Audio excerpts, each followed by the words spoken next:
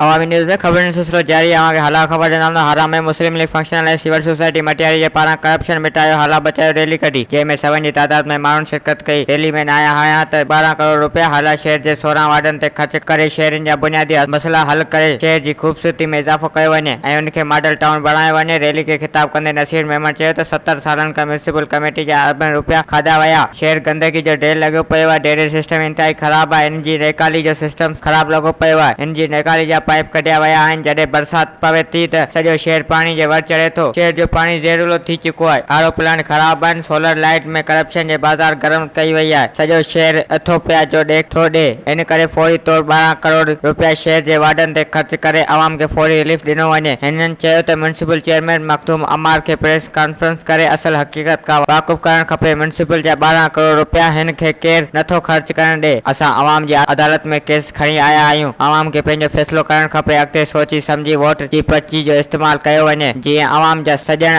अॻिते अचनि ऐं हाला जे क़िस्मत चेंज करे। उन मौक़े ते पीर मुनवर रशीद ॾेथो, सरदार अयाज मेमन, आमिर पारेजो, आरिफ कोरेजो, फ़कीर शहजाद अली डायरी ऐं ॿियनि 7 जी तादाद में माण्हू रैली में शिरकत कई। वधीक ख़बरनि ऐं तफ़सील लाइ विज़िट कयो अवामी news Facebook page, YouTube page ऐं अवामी न्यूज़ वेबसाइट।